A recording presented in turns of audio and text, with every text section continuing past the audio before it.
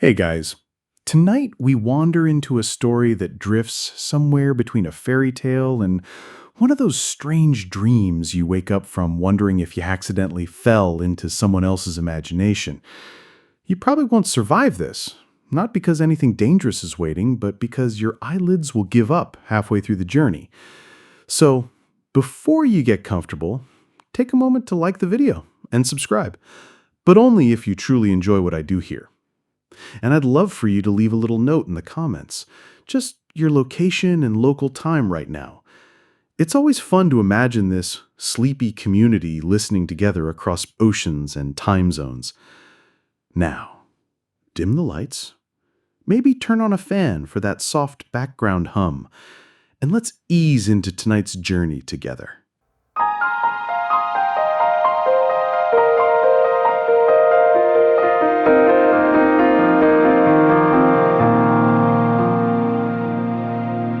You stand on a quiet hillside, crook in hand, sheep grazing lazily around you as though time itself has slowed down just to match their chewing rhythm.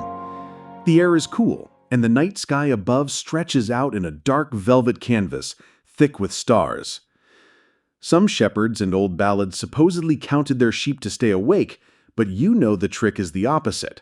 Count them too long, and you'll drift off faster than a college student in a 3 p.m. lecture. The grass bends gently under your feet, releasing a faint sweetness, and the sheep nudge against you with that mix of curiosity and indifference only animals can pull off. The sky feels closer here, like you could actually reach up and pluck a star as easily as an apple. And for a second, you wonder if you really could, if the stories your grandmother once told about shepherds speaking with the stars weren't just old fireside nonsense. Somewhere in the back of your mind, you remember that shepherds have always been the quiet historians of the world. While kings and knights fought their battles, it was the shepherds who lingered in the fields, watching the skies. The Greek poet Hesiod claimed he learned wisdom from the muses while tending sheep, basically proving that farm work can double as a PhD if you're patient enough. And yet, historians still argue whether Hesiod was a real farmer or just the ancient world's best excuse maker. Sorry, can't weed the field today. I'm communing with the muses.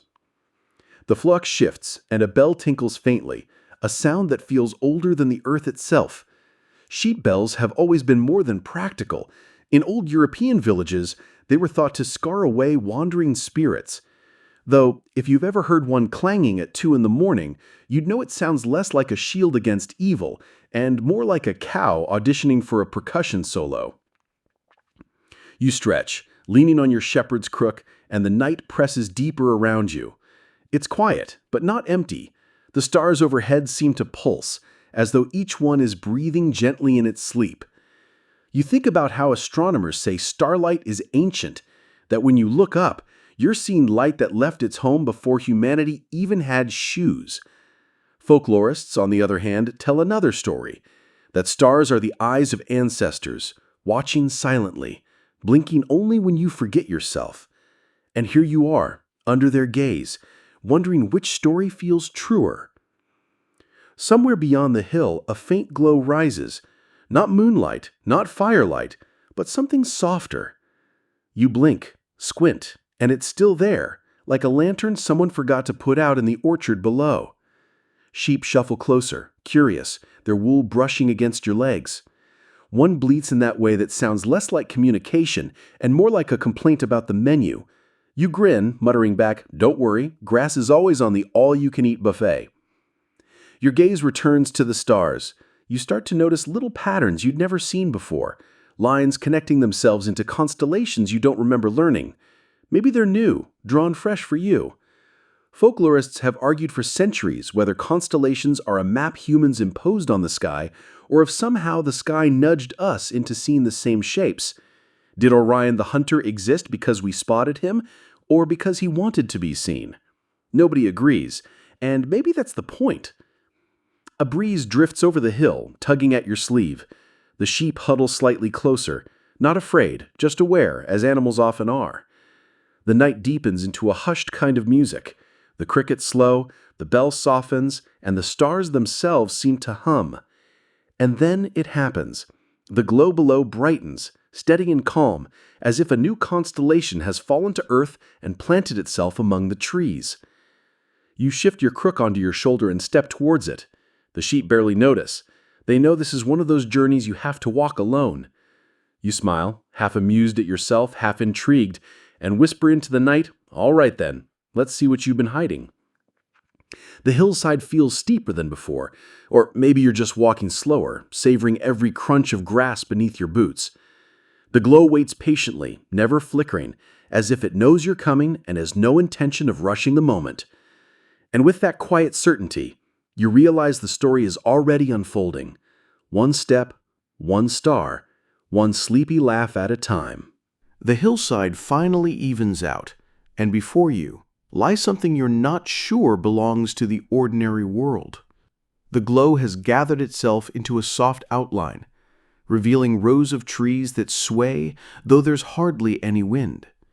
Their leaves shimmer faintly, catching and holding starlight like mirrors that never tire of reflecting. You step closer, and the orchard seems to breathe, a long, slow exhale that greets you as though you've stumbled into a place that has been waiting patiently for centuries. The sheep remain behind on the slope, little white dots blending into the night. You give them a casual wave as if to say, "Hold my staff, I'll be right back," knowing full well you might not. The orchard's branches reach upward, luminous fruit dangling like lanterns carved from the night sky itself. You're reminded of those Christmas lights your neighbor insists on leaving up year-round, except these are tasteful, quiet, and less likely to be tangled in a hopeless knot. A single path winds between the trunks, the grass beneath it flattened just enough to hint that others may have walked here before you, or maybe the orchard made the path for you alone. History is full of mysterious orchards, though most of them end with someone eating the wrong fruit and regretting it. There's the Garden of the Hesperides from Greek myth, with golden apples guarded by a dragon, though some scholars still argue whether it was really a dragon, a serpent, or just the ancient version of Beware of Dog. Then there's the Norse tale of Idun's apples, said to keep the gods forever young, though amusingly nobody agrees what kind of apples they were. Some folklorists argue they weren't apples at all, but maybe plums or peaches or whatever fruit was trendy in the Viking Age. Either way, the message is clear. Don't underestimate orchards.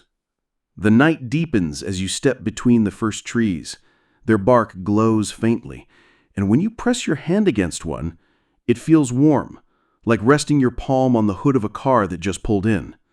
You pull your hand back quickly, half expecting sap to stick like spilled soda, but instead there's only the faint scent of honey.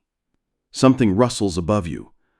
A fruit the size of your fist loosens and drops, but instead of thudding, it drifts gently downward, landing at your feet as if carried by invisible hands.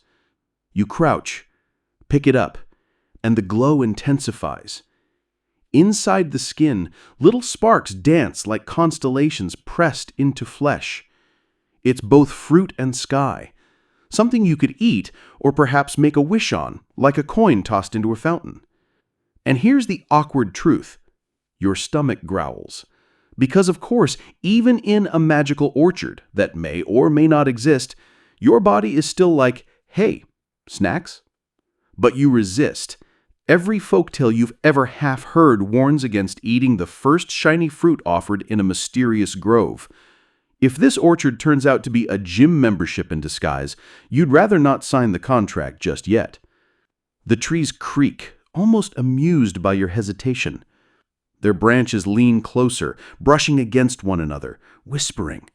Folklorists argue constantly about whether trees in old tales actually spoke, or whether people simply imagined them doing so under the right mix of moonlight and cider. A medieval monk once wrote that oak trees groan during storms because they carried the sorrows of saints. Meanwhile, a more skeptical scholar later insisted that monks just needed better insulation in their abbeys. The debate continues. Ahead, the path curls deeper into the orchard. The glow thickens like mist, and you catch faint shapes dancing at the edge of your vision. Could be fireflies, could be stars that decided they were tired of hanging in the sky. You pause, leaning on your crook. The silence here isn't empty but layered. You can almost hear faint voices, as if the orchard itself is murmuring a bedtime story you can't quite catch. For a moment, you think you hear laughter, a sound too soft to startle, too kind to be threatening. Another fruit drops, bouncing softly once before coming to rest at the base of a tree. This time, you don't touch it. Instead, you whisper, "I see you," and the glow steadies, almost like an approving nod. The orchard is no ordinary place.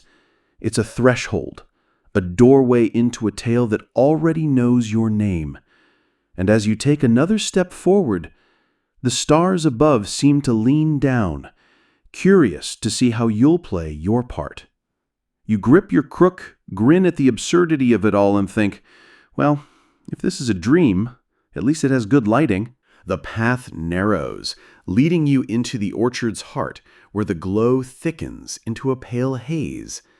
The air feels different here, warmer, as though you stepped into a greenhouse that doesn't need glass. Each breath tastes faintly sweet, like pears left too long in the sun. You pause, leaning on your shepherd's crook, and notice something strange. The trees seem to be leaning toward you, their branches angling inward, as if holding a conversation you've just interrupted. You clear your throat. "Don't mind me, just passing through," you mutter, half joke, half habit, because sometimes talking out loud to the darkness feels safer than silence. That's when one of the trees actually answers. A long creak bends into words, slow and deliberate, like a violin string being tuned.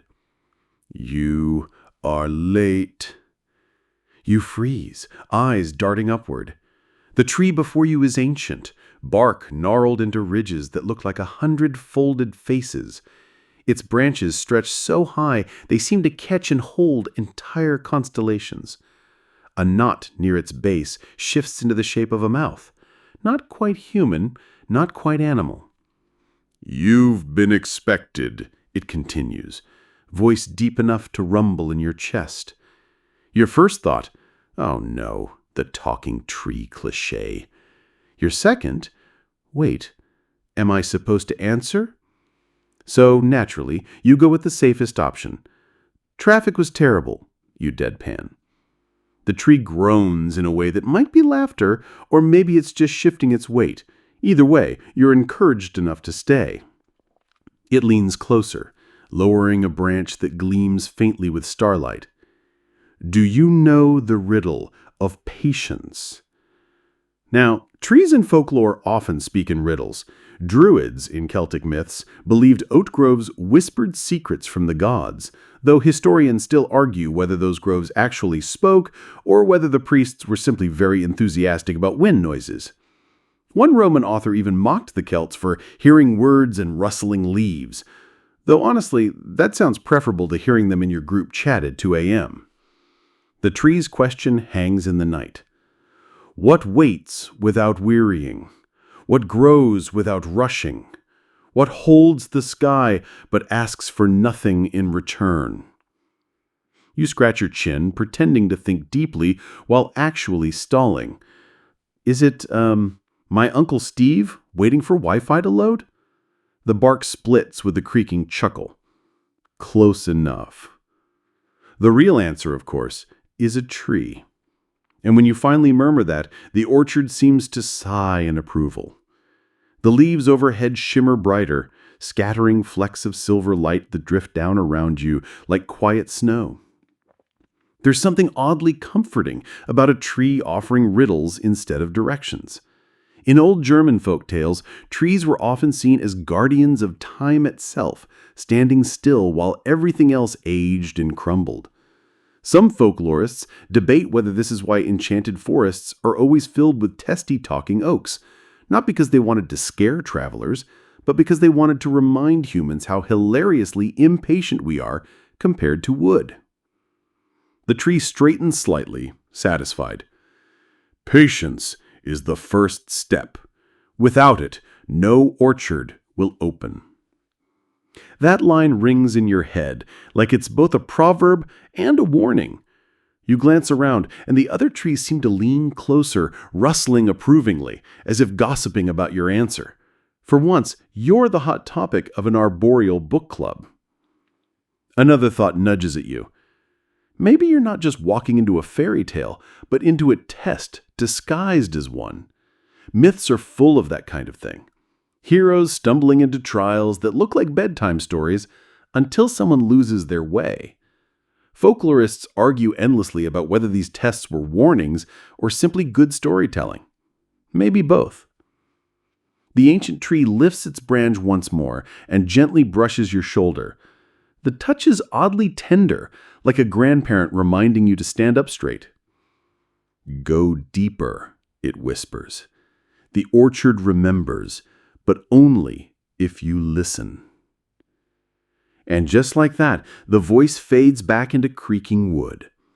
The tree stiffens, its bark resuming its silent, ordinary mask.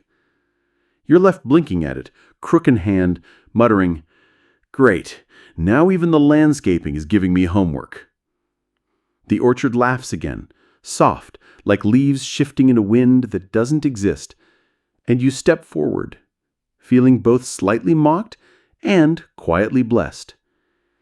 The night has a way of wrapping itself around you now, patient and watchful, as if waiting to see whether you'll pass the next riddle. The path bends into a clearing where the glow gathers into something more deliberate. It's no longer just scattered light on fruit and bark. It's forming itself into a single, focused shape. Suspended above a low stone pedestal hangs a lantern, but not like any you've ever seen. Instead of a flame, tiny constellations drift inside its glass, swirling lazily as though the night sky decided to rent an apartment here. You step closer, sheepish grin tugging at your face. Well, that's one way to skip the electric bill. The lantern brightens, pulsing faintly in time with your heartbeat. Each flicker rearranges the specks of light, forming recognizable constellations: Orion, Cassiopeia, the Big Dipper, and then, stranger still, shapes you don't recognize. A fox with too many tails, a figure holding not a sword but a shepherd's crook, a goose wearing, of all things, spectacles. You blink. Either the orchard is playing tricks or the universe has been hiding some bonus constellations behind the DLC paywall. The lantern hovers gently as you reach out. The glass is cool under your fingertips, smooth and perfect, humming faintly like the vibration of a cello string. Inside, the constellations shift again, this time forming a pathway of stars that point deeper into the orchard.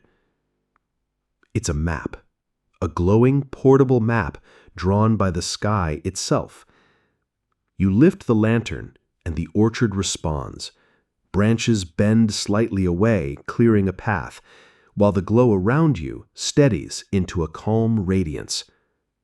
The trees seem almost respectful now, as though carrying this lantern has promoted you from curious wanderer to temporary night manager.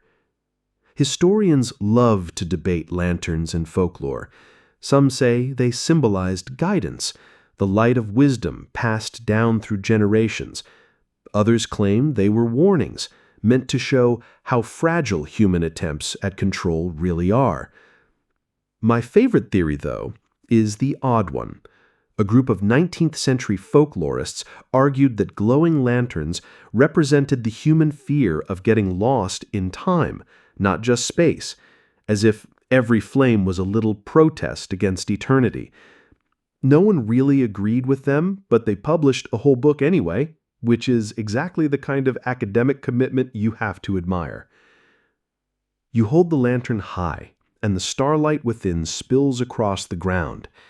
It picks out details you hadn't noticed before: small stones ranged in spirals, faint carvings on the tree trunks that look suspiciously like constellations etched in wood. as though the orchard has always been waiting for someone to carry the key that unlocks its details. Somewhere in the distance, a bell rings faintly, so faintly you wonder if you imagined it. The lantern pulses once, brighter, then steadies again. It's guiding you onward, tugging at your sense of direction the way GPS does when you know it's probably wrong, but follow it anyway because arguing with a robot feels pointless. You step forward, lantern swinging gently. Shadows dance across the orchard floor, but they don't feel threatening. Instead, they feel like quiet companions, trailing along, amused by your progress. The illumination illuminates leaves overhead, turning them into stained glass windows that shift with every breeze. You can't help chuckling under your breath. Great. I've gone from shepherd to cosmic janitor. What's next? Filing reports for the moon? The orchard doesn't answer, though one tree does shake its branches just enough to drop a leaf squarely onto your head. Coincidence or divine comic timing? Hard to say. What is clear, though, is that the lantern isn't just showing you where to go, it's changing how you see everything around you. The ordinary orchard has become a cathedral of light. Every tree a column, every star a sermon. And for once, instead of worrying about the destination, you're content simply to follow wherever the constellations decide to lead. The lantern hums softly in your hand, a reminder that even the smallest light can carry the weight of a sky. And with that gentle truth warming your chest, you step deeper into the orchard's waiting glow. The lantern's glow leads you down a slope where the air cools noticeably, damp and fresh like the breath of stone cellars after a summer rain. The path widens into a small hollow, and there, winding like a ribbon of glass, runs a stream so clear you can see the pebbles beneath its surface glinting like coins tossed into a fountain. The water sings, not rushing, not roaring, but murmuring in a steady lullaby, each ripple a syllable, each eddy a pause. You crouch at the bank, lantern raised above your shoulder. The stars inside the glass flicker, reflected in the water, until it looks like the stream itself is carrying the night sky along its current. For a moment you wonder, what if rivers are just mirrors that got tired of staying still? You dip your hand into the stream, and the cold makes you gasp softly. Instead of water rushing around your fingers, it feels almost like silk, sliding past without resistance. And then you hear it, faint words threading through the current. Once shepherds like you walked this way, their flocks grazing on starlight. You pull back your hand, staring as the ripples smooth themselves out. Stream speaking isn't exactly new in folklore. In Celtic tales, rivers were often considered the voices of goddesses. Bridget in Ireland, for example, was said to speak through every well and flowing spring. Folklorists still argue whether people genuinely believed rivers talked or if they just liked blaming strange noises on divine customer service lines. The stream continues, its tone as calm as a bedtime reader. They listened to the stars until dawn, and the stars listened back. Some were lost to the night. Others found orchards that remembered them. You raise your eyebrow. That's vague. Helpful, but vague. Like every horoscope I've ever read. The water chuckles, or maybe that's just the current catching on stones. Either way, it feels like the stream has a sense of humor, which, honestly, puts it one step ahead of most mythological guides. A sudden splash startles you. A silverfish leaps from the water, scales flashing like polished coins, before disappearing back beneath the surface. The stream hums in amusement.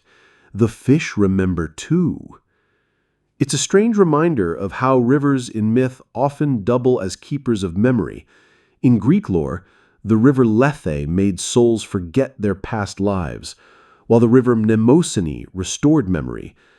Scholars can't agree whether those rivers were metaphorical or if ancient poets were just really into creative geography. Either way, standing here, you get the sense this little stream leans more toward the memory-keeping side of things. You glance downstream, and for the briefest second, you swear you see shadows. Figures of shepherds walking along the bank, crooks on their shoulders, their sheep trotting beside them. They flicker in and out like reflections that aren't quite synced with reality. Maybe they're echoes of those who came before you. Maybe just your imagination stirred by starlight and running water. The lantern pulses in your hand, its constellations shifting into a new shape, a spiral that seems to suggest keep moving. The stream, too, lowers its voice, murmuring like a friend leaning close. Go on. The orchard waits deeper. We will remember you. You rise, brushing dampness from your palms, and glance once more into the water. The reflection staring back at you isn't exactly yours. It's you, yes, but older, wiser, dressed in a cloak you don't own, carrying a lantern that looks suspiciously like the one in your hand. You blink, and the reflection is gone. Just water, just stars.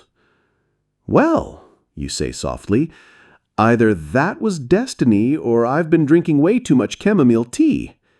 The stream chuckles again, and as you step away, its song follows you, a quiet reminder that rivers don't just carry water, they carry stories. And tonight, one of them has decided to carry yours. The path curves gently away from the stream and leads you into a patch of grass where the trees thin out, leaving a moonlit clearing. The lantern flickers in your hand, its constellations rearranging into something suspiciously goose-shaped. You frown. Oh no, don't tell me. And then, right on cue, it waddles into view. A goose. A plump, self-important goose, feathers gleaming faintly as though dusted with frost. It moves with the exact confidence of someone who knows they've already been paid for their time. Around its neck dangles a tiny leather pouch. You stare at it, and the goose stares right back with the kind of authority that makes you feel like you're about to get audited. Evening, you offer cautiously. The goose honks, a sound so loud and abrupt it feels less like a greeting and more like a critique of your entire life. Then, with great ceremony, it plops down on the grass and begins rifling through the pouch with its beak. Out comes a small coin purse, 2 scraggly feathers, and, because of course, what looks like a folded piece of parchment. It spreads the parchment flat, honks again, and looks up at you expectantly. You squat down.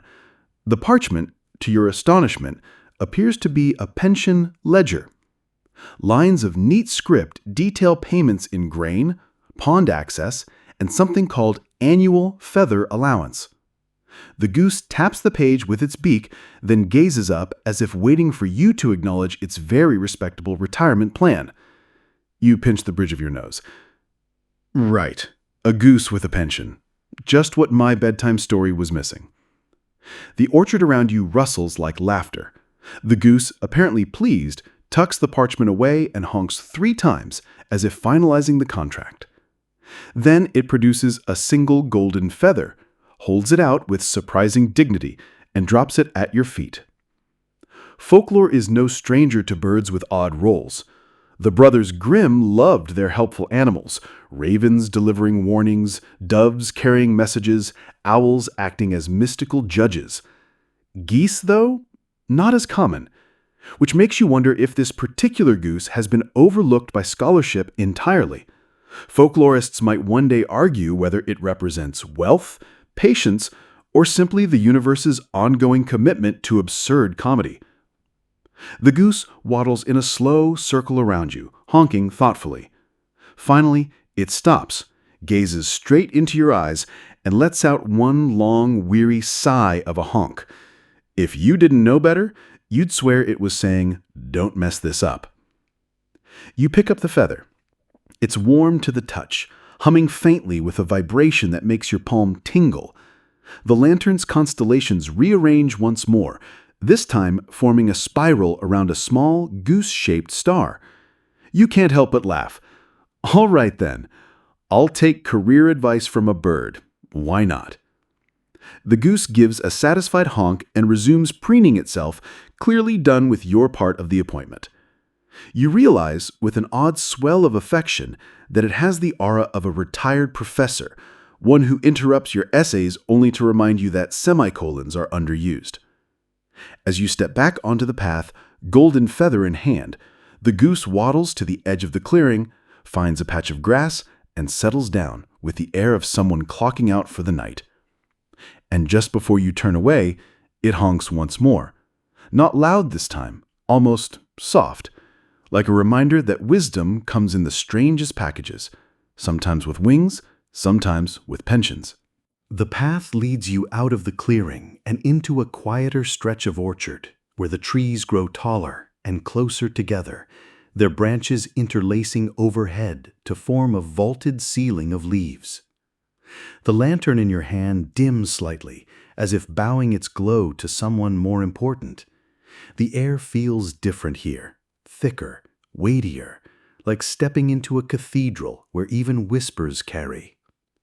That's when you notice the figure. At first, it's just a silhouette among the trunks, but as you move closer, the details sharpen. A person stands waiting, neither quite old nor quite young, neither distinctly male nor female. Their cloak is woven from something that catches starlight, shimmering faintly like the surface of water at dusk. Their posture is relaxed, staff resting lightly against their shoulder, as though they've been leaning there for centuries, patient as the orchard itself. You freeze mid-step. "Okay," you whisper, "this is either the orchard's official tour guide, or I've just interrupted a very elaborate cosplay." The figure chuckles, low, warm, not unkind. "You've come far," they say, voice carrying the softness of leaves in the wind.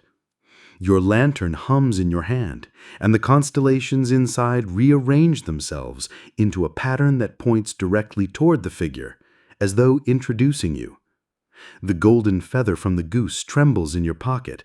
It feels like everything you've gathered so far, the riddle from the tree, the stream's whisper, the goose's absurd pension advice, has been building to this moment.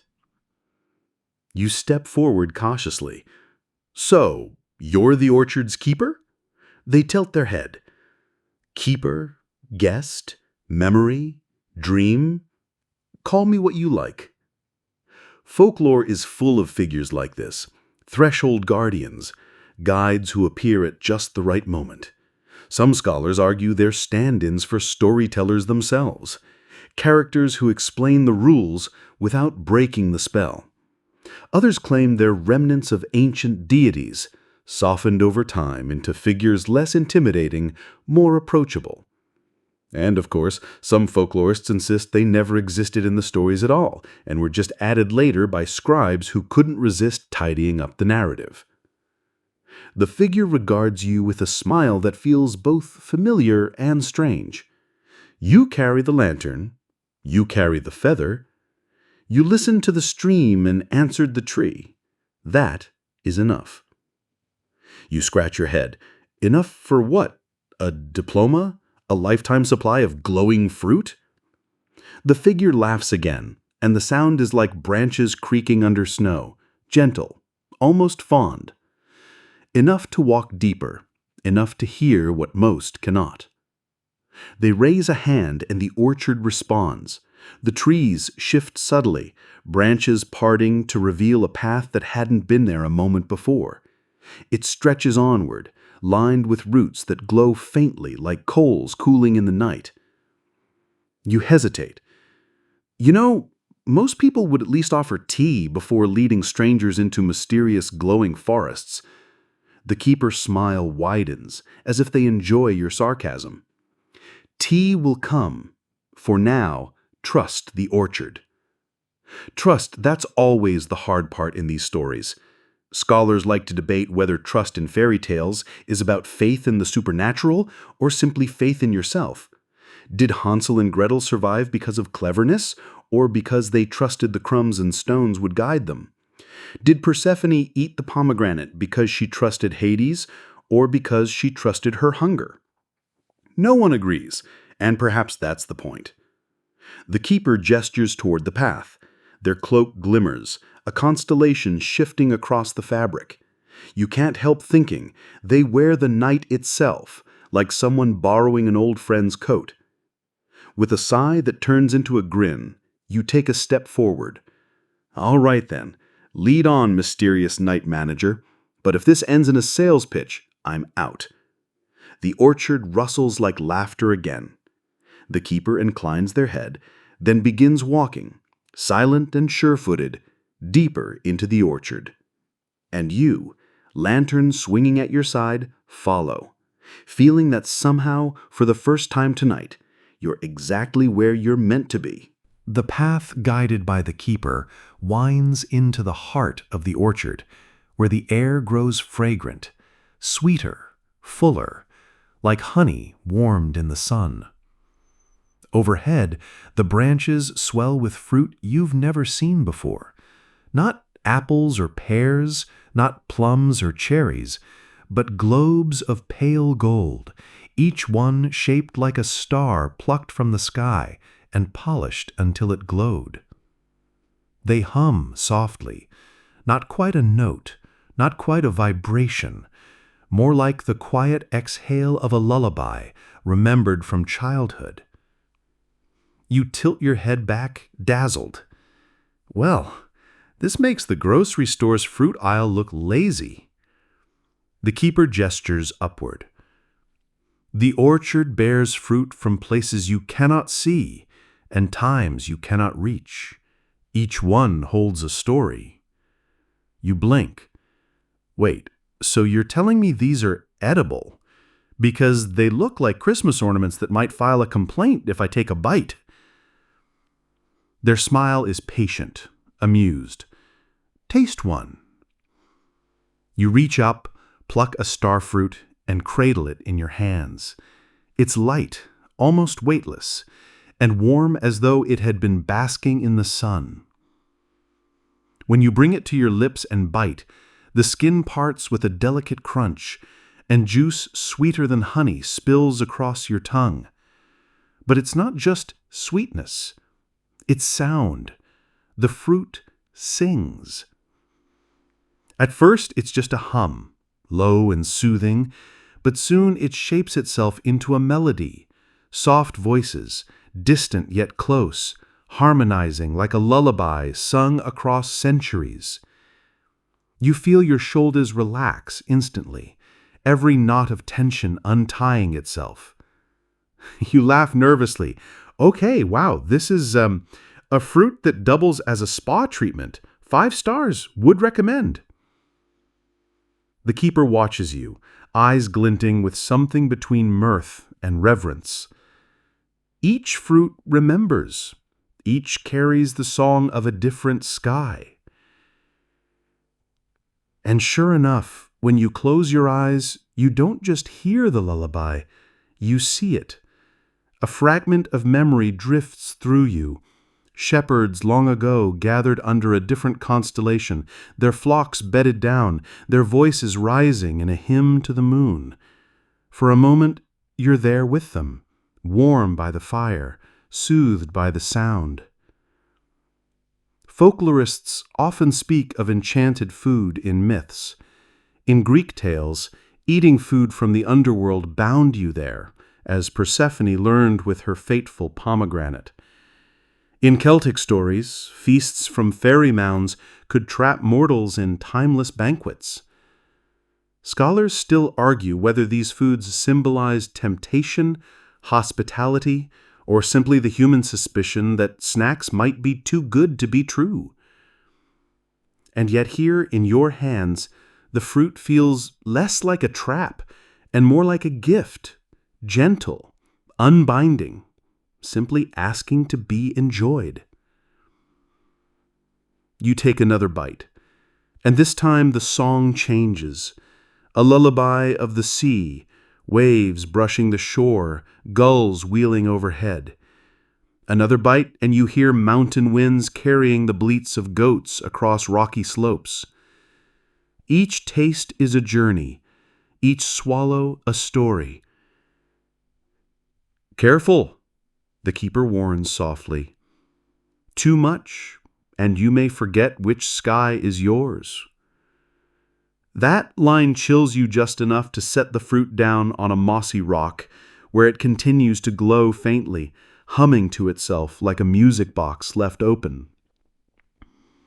You wipe your hands on your tunic, chuckling. "Okay, noted. No overeating cosmic fruit. Got it. Add that to the diet tips list." The orchard's branches sway above you as if laughing along. The fruit's lullaby lingers in your chest, softer now, but warm, like an ember carried in your breath. And as you follow the keeper deeper still, you realize that some gifts aren't meant to be consumed fully. They're meant to remind you of where you've been and hint gently at where you're going. The orchard's glow deepens as you walk, lantern in one hand, the memory of the fruit still humming in your chest. The keeper moves beside you in silence, but it's the kind of silence that feels full, not empty, like sitting with a friend who doesn't need words to be understood. Eventually, the trees part into another clearing, and at its center stands a carved stone bench, weathered, cracked, but dignified, as if it has waited centuries for conversations like this one. The keeper gestures for you to sit. You do, the stone cool against your palms. Lantern light spills over the clearing, and above, the stars seem to lean closer, eavesdropping. The keeper begins softly. Long ago, shepherds were not only keepers of sheep, they were keepers of kingdoms. Men and women who began with flocks, yet found themselves crowned. You raise an eyebrow. So, basically the medieval version of a rags to riches story? A small laugh. Yes, if riches meant the weight of a crown. They continue, weaving the tale. Shepherds chosen by fate or cunning to lead their people. One legend speaks of Gyges, a humble herdsman in Lydia who stumbled into power by chance, or by betrayal depending on who tells it. Another recalls King David, plucked from his flock with nothing but a sling and a harp, later remembered as a man after God's own heart. The orchard itself seems to lean into the story, its branches bowing slightly, leaves stirring like applause. Folklorists can't agree on why shepherds so often became kings in these tales. Some say it was a reminder that leadership comes from humility. Others argue it was propaganda, designed to flatter rulers by linking them to pastoral innocence. And then there are the romantics, who claim shepherds symbolized humanity's longing for simplicity even while carrying crowns. You tilt your head. So, basically, everyone wanted their kings to be part-time shepherd influencers. Got it. The keeper smiles, patient with your sarcasm. Perhaps, but the truth is debated still. Were these shepherd kings chosen by divine will or by their own ambition? Did they lead with wisdom born of tending flocks, or did they simply trade sheep for subjects? You glance at the lantern, where the constellations shift into shapes of crooks and crowns, sheep and thrones. It's a little unnerving, like the stars themselves are undecided. You mutter, "Sounds like politics hasn't changed much." The orchard rustles as though amused by your comment. The keeper leans closer, their cloak shimmering faintly. What matters is not whether the legends are true, but that they were told. Stories of shepherds becoming kings reminded people that greatness might rise from anywhere, even from fields under quiet stars. You sit back, thoughtful. It's oddly comforting to imagine that kings once carried the same crooks, heard the same bleats, and maybe even grumbled at the same stubborn sheep as you. A reminder that every crown has roots in ordinary soil. The lantern hums in agreement, constellations forming a brief crown before scattering again, as though refusing to settle on an answer. The keeper rises, staff tapping lightly against the ground. Come, the orchard has more to show you, but remember, every story carries both memory and doubt. Hold them both, and you will walk wisely. You stand, stretching your legs, and follow once more, carrying with you the quiet weight of shepherd kings who may or may not have walked this same path before. The keeper leads you onward, and soon the trees thin until the night feels broader again, the orchard opening into a meadow at its center. The grass glimmers faintly, dew glowing under starlight like a field of scattered jewels. The lantern in your hand pulses, its constellations swirling before settling into the shape of hundreds of tiny lights dancing forward. And then you realize they're not constellations. They're fireflies. The meadow ripples as though sprinkled with living stars. Fireflies drift in long, looping arcs, their glow rising and falling in rhythm like slow breathing. They don't hover randomly, though. They form a path, an unmistakable glowing trail that stretches across the meadow, beckoning you onward. You shake your head, grinning. Great! Even the insects have better choreography than me. The keeper smiles, but doesn't answer. They gesture, and you follow.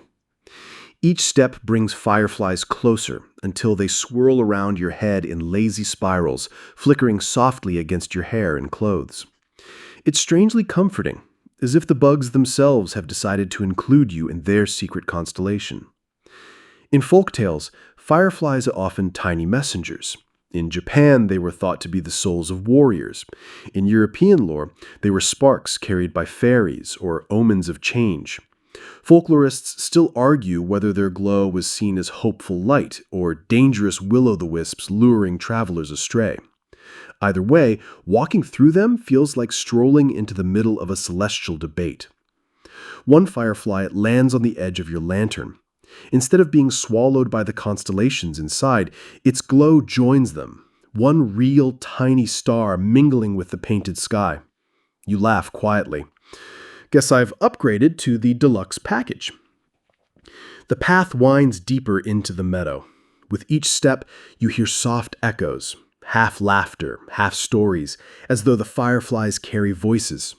Snippets float past, shepherds telling jokes, children whispering secrets, old travelers humming lullabies. None of it is clear enough to hold, but each sound brushes your ears like a passing hand.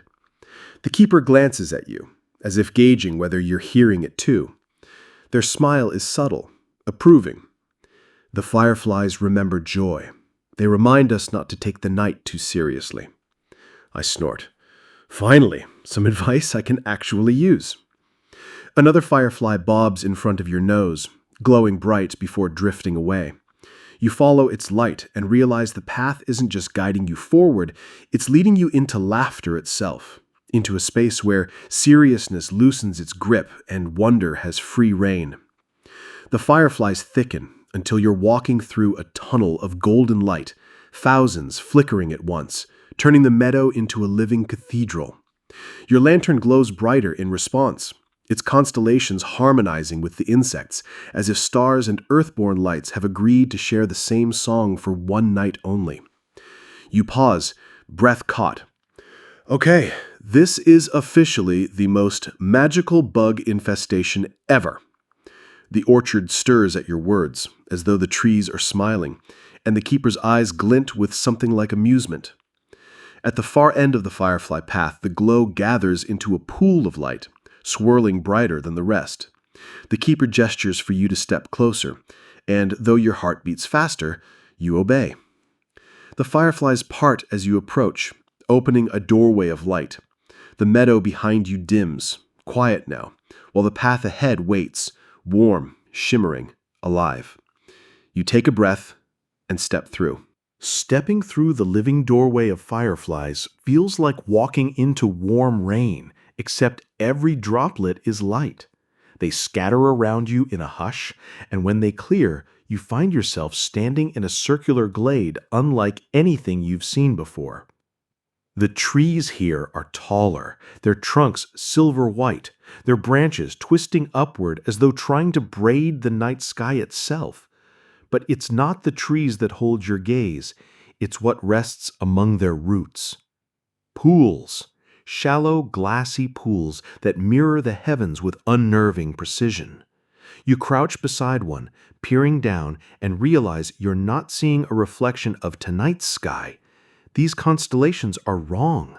Stars arranged into shapes you've never known. Skies that don't belong to your world. You mutter, "Great, now I'm time traveling via puddle. Somebody call NASA." The keeper kneels beside you, their cloak shimmering in sympathy with the alien skies. These are memory pools. The orchard keeps not only stories of shepherds and kings, but of skies forgotten. Skies from other ages, skies from other places. You lean closer and the pool shifts, showing you a night where two moons hang overhead, casting twin shadows on the earth. Another pool ripples to life beside it, offering a glimpse of a sky striped with green light like ribbons of silk. A third stirs, revealing constellations arranged in shapes that could be dragons, or possibly very ambitious squirrels.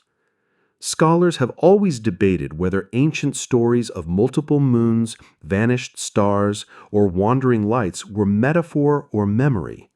Some claim they were allegories for change. Others insist they came from true sightings of comets, eclipses, or auroras. And then there are the more eccentric voices who argue we once looked upon skies very different from our own. Standing here, you wonder if maybe those eccentric voices weren't so eccentric after all. A ripple catches your eye. One pool shifts into something far more familiar. You see your own sky, tonight's very stars, and your own reflection crouched above them. Only it's not quite you. The reflection is older, cloaked, lantern brining brighter, goose feather pinned like a badge at your collar. The sight makes your stomach flip. You whisper, "Future me?" or just wishful thinking? The keeper's expression is unreadable. The pools do not tell you what is. They show what is remembered. And sometimes memory is prophecy in disguise. You sit back, rubbing your temples. Cool. So basically these puddles are cosmic social media feeds, and I just got tagged by destiny. The orchard rustles at that, as though enjoying your comparison. The keeper rises and offers a hand. Do not linger too long. Skies are meant to be walked beneath, not stared into forever. You hesitate, glancing once last at the shimmering pools. The images fade, rippling back into simple reflections of starlight. Just water, just sky. You take the keeper's hand, feeling their grip warm and steady, and stand. Lantern glowing at your side, you walk on, carrying not just the night above you, but echoes of skies that may have once been, and skies that perhaps still wait. The path leaving the memory pools narrows, winding between trunks so ancient their bark looks like folded parchment. Roots twist across the ground, and your lantern throws long shadows that bend like ink strokes on a forgotten manuscript. You glance at the keeper. "I don't suppose this is the part where you finally tell me what we're looking for?" They smile faintly, not looking, listening. You tilt your head, and then you hear it, faint at first, almost lost in the rustle of leaves. A low, steady thrum, like a heartbeat carried through the soil. Each step you take makes the sound clearer until it becomes unmistakable. Drums, not loud, not martial, but soft and rolling, as though the earth itself is keeping rhythm. The sound gathers strength the deeper you walk. Soon you can feel it in your chest, a pulse syncing with your own heartbeat. It's oddly comforting, like when you rest your head against someone's chest and hear their heart, steady and unyielding. At last, you step into a hollow, where the earth dips, and there they are. Shepherds, dozens of them, seated in a circle, each tapping on simple drums made of hide stretched over wood. Their faces are shadowed, indistinct, as though memory has blurred them into archetypes. Yet the rhythm they weave is alive, steady, hypnotic, rising and falling, like breath. You whisper, "Well, this is way better than Spotify." The keeper nods. The orchard keeps their songs. Shepherds once drummed not for battle, but for night, to guide their flocks, to ease their hearts, to speak with stars. Folklore is full of drumming traditions. In parts of Greece, shepherds used frame drums to call sheep home at dusk. In Norse tales, rhythms were thought to calm restless spirits. Some scholars claim these beats were simple tools of communication. Others argue they were bridges, rituals that linked human and divine. And still others shrug, suggesting people just really liked percussion long before jazz existed. The drumming swells, and you feel yourself swaying without meaning to. Each beat presses against your ribs, nudging tension out of your body. Your shoulders loosen, your breathing slows, your mind wanders in rhythm. You're not sure whether minutes or hours pass. One shepherd, barely more than a silhouette, lifts their head and meets your eyes. Without speaking, they slide their drum forward, inviting. You glance at the keeper, who nods. The orchard asks that you join. With a resigned laugh, you sit cross-legged, place your palms against the hide, and tap hesitantly. The first beat is clumsy, too fast. The second steadies. The third aligns with the circle, and suddenly you're part of the rhythm. Not leading, not lagging, woven in. It feels absurdly good, like a lullaby that uses your own heartbeat as its instrument. You grin, shaking your head. This is either profound or I've just invented sleepy karaoke. The orchard seems to approve, branches rustling overhead in time with the rhythm. The keeper closes their eyes, cloak shimmering as if echoing the beats themselves.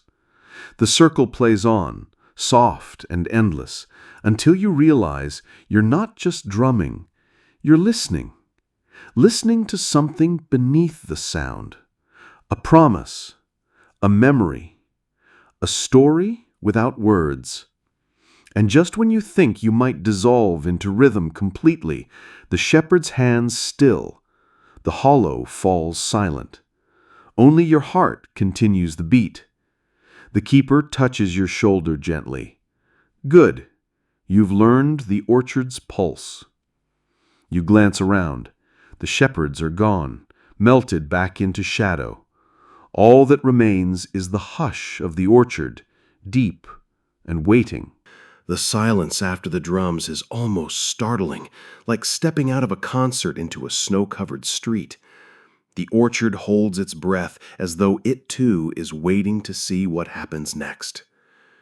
You follow the keeper along a trail that curves uphill, roots knotted like stair steps. At the crest, you find it, an ancient tree unlike the others.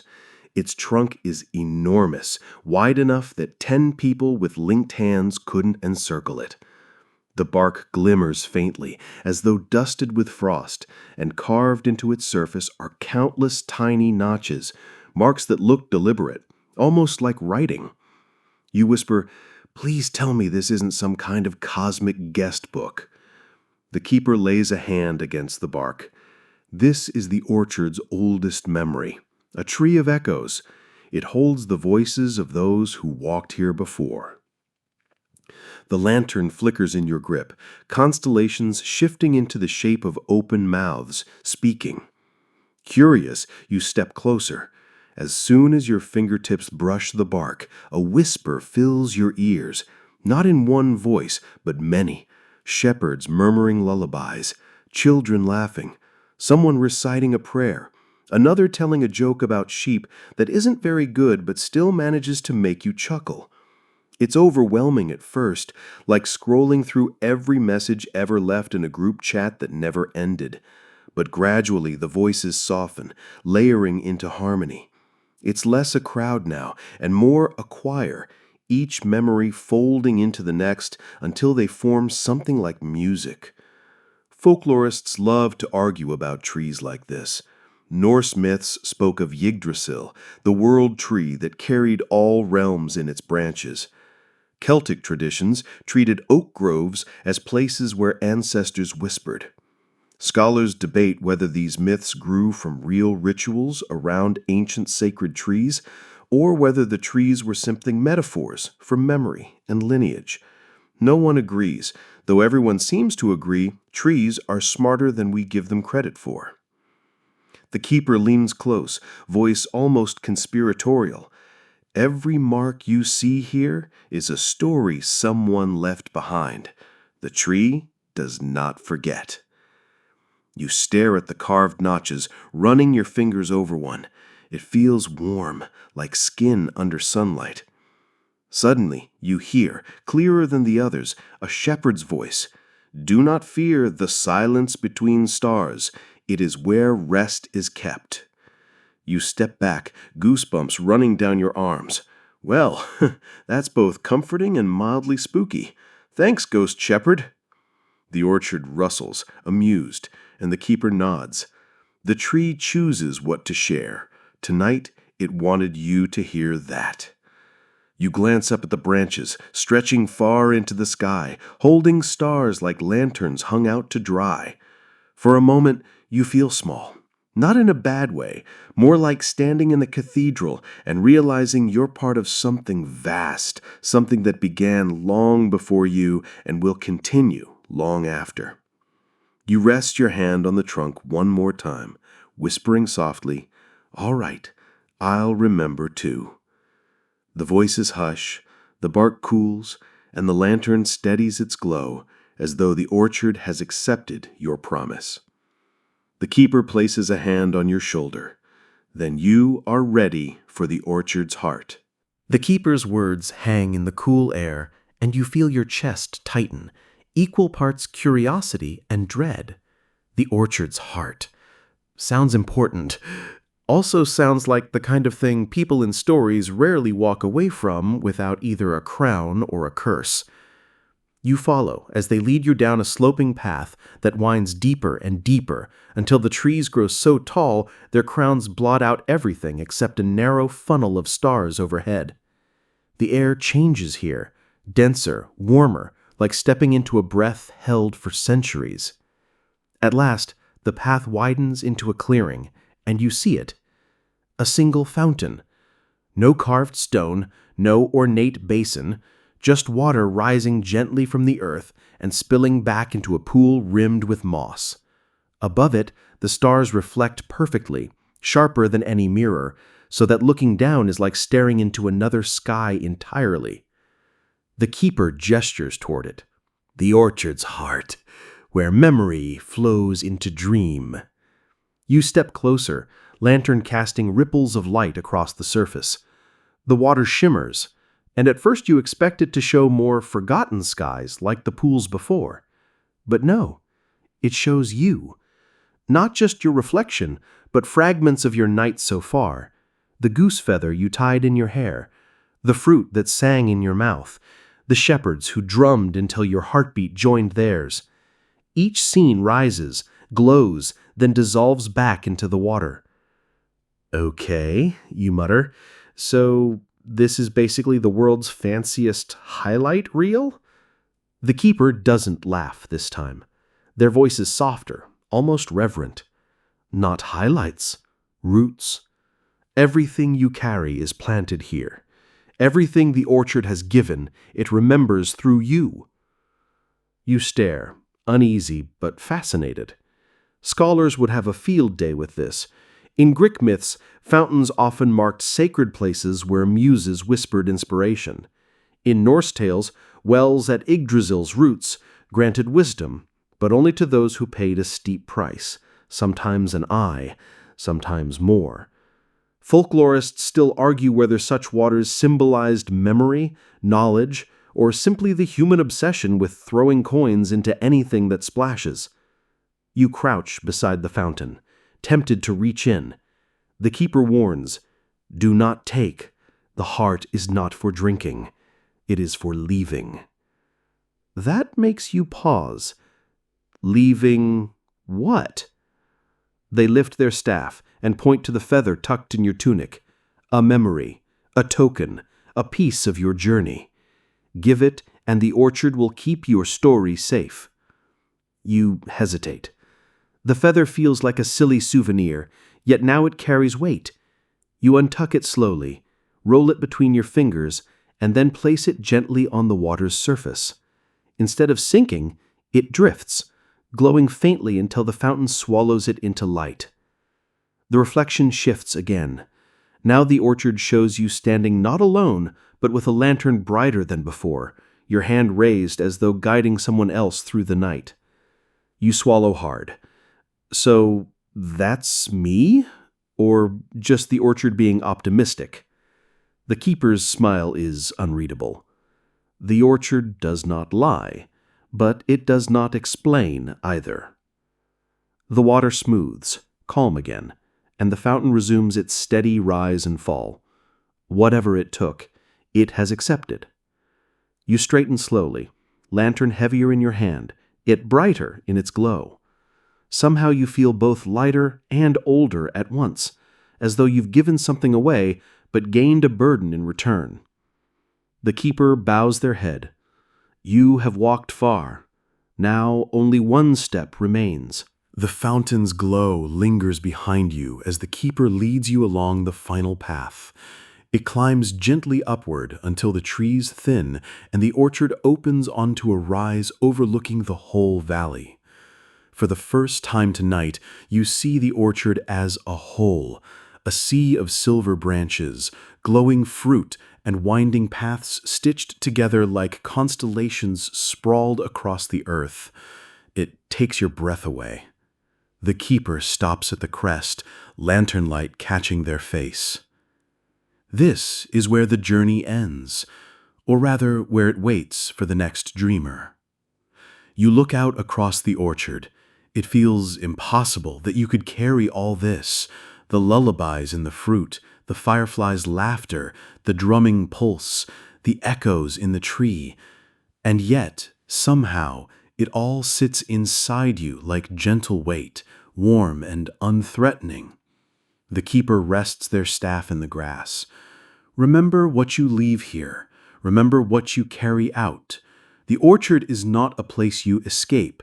It is a place you return to every time you close your eyes. The lantern hums in your grip, its constellations shifting once more. You see a tiny shepherd's crook, a crown, a goose feather, and a simple star. They circle one another before dissolving into a soft, steady glow. You chuckle, shaking your head. Well, that's one way to say good night. The keeper's eyes glint with something softer than amusement, something close to pride. Good night, traveler. The orchard stirs like a sigh. Fireflies scatter into the dark. The fountain's song drifts faintly in the distance. And as you finally lie back in the grass, eyes closing beneath the great sweep of stars, the orchard folds itself gently around you, holding you in a cradle of memory and dream. And now, as the story slows, so too does your breath. The orchard recedes, its branches dimming, its voices fading, until all that remains is the softest memory of light drifting across your closed eyes. You no longer feel the weight of the path beneath your feet. You no longer hear the drumbeats or the laughter of fireflies. What's left is quieter, simpler, the rhythm of your own breathing, steady and kind. Each inhale fills you with a little more calm. Each exhale lets go of the day, loosening what tension still lingers in your shoulders, your jaw, your chest. The orchard's gifts are with you now, folded neatly into the spaces of your mind where they can rest. You don't need to hold on to them tightly. They are yours, even as you drift away. The stars above become softer, hazier, more like gentle lanterns floating on dark water than sharp pinpricks of light. You notice fewer details now, and that's all right. Sleep does not ask you to pay attention, it asks you to release, to trust, to allow the night to carry you the way the orchard once carried shepherds, kings, and wanderers alike. So let go. Let your body grow heavy, warm, still. Let your thoughts scatter like the fireflies, drifting into the dark, glowing once, then fading. You have walked far tonight, farther than most ever will, and now it is enough. Rest, traveler. Rest deeply, peacefully. Tomorrow you may wake with the memory of starlit fruit, of music threaded through the ground, of a fountain that remembers your name. Or perhaps you will remember nothing at all, only the comfort of sleep that held you gently. Either way, you are safe.